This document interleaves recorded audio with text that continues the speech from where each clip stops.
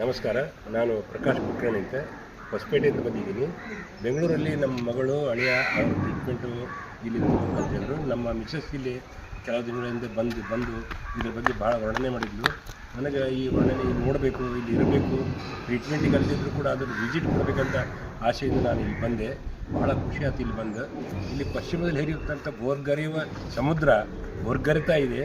ಪೂರ್ವದಲ್ಲಿ ಶಾಂತವಾಗಿರುವ ಒಂದು ನದಿಯ ಹಿನ್ನೀರು ಅದು ಹೇಗೆ ಕಾಣ್ತಂದರೆ, ಗೋರ್ಗರೆಯುವ ರೋಗಗಳೊಂದಿಗೆ ನಾವು ಬಂದು ಇಲ್ಲಿ ಶಾಂತವಾಗಿ ಈ ಸರೋವರದಿಂದ ಶಾಂತವಾಗಿ ಹೋಗ್ತೀವಿ ಅಂತ ಒಂದು ಸೂಚನೆ ಕೊಟ್ಟಂಗಾಯಿತು.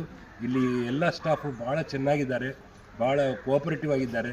ಅಗದಿ ಸ್ನೇಹಿತರು. ನಾವು ಇಲ್ಲಿ ಏನೋ ಇವತ್ತು ಪ್ರಥಮ ಸಾರಿ ಬಂದಂತೆ ಅನ್ನಿಸ್ತಾ ಇಲ್ಲ ನನಗೆ, ಆ ರೀತಿ ಫೀಲ್ ಆಗ್ತಾ ಇದೆ.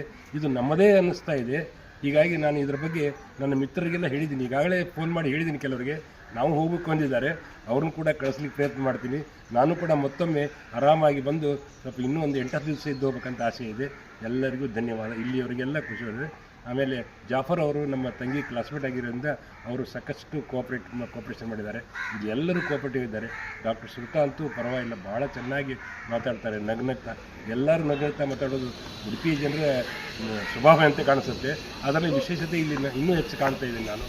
ಯಾಕಂದರೆ ಇವರು ಮಾಡುತ್ತಿರುವಂಥ ಸೇವೆ ಏನದ ಇದು ಅನರ್ಘ್ಯವಾದದ್ದು ಅಂಥೇಳಿ ನಾನು ಅವರಿಗೆ ಮತ್ತೊಮ್ಮೆ ಕೃತಜ್ಞತೆ ಸಲ್ಲಿಸಿ ನನ್ನ 2 ಪುಟ್ಟ ಮಾತುಗಳನ್ನು ಮುಗಿಸ್ತೀನಿ. ಧನ್ಯವಾದ.